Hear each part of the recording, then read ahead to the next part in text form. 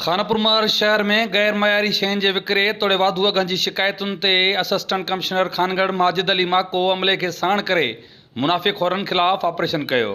AC Khangarh किराना सब्जी fruit खीर तोड़े भाण जे दुकाननि ते पिणु कार्रवाई कंदे अघु चेक करे खेनि आख़िरी वार्निंग ॾिनी।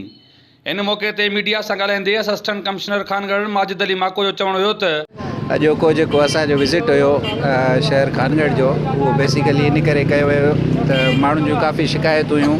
हिते खुलियो तेल मिले पियो, ठीकु आहे, जेको सिहत लाइ हानिकार आहे, जंहिंसां काफ़ी मूज़ी मर्ज़ जे बीमारियूं कैंसर वग़ैरह पैदा थियनि थियूं ऐं माण्हुनि जी सिहत ते उनजो आकारी असरु हुयो। उनजे करे बि असांजो विज़िट हुयो। ॿियो DAP जी क़ीमतुनि में थोरो इज़ाफ़े जे हिसाब सां ख़बरूं मिलियल हुयूं, उनजे बारे में बि ऐं कुझु खंड वग़ैरह जो स्टॉक वग़ैरह माण्हुनि जो जेको आहे होर्डिंग वग़ैरह जे सिलसिले में बि शिकायतूं हुयूं। उन सिलसिले में अॼु पूरो विज़िट कयोसीं। कैमरामैन अली जान सां गॾु साहिल काज़ी, सिंध TV न्यूज़, खानपुर महर।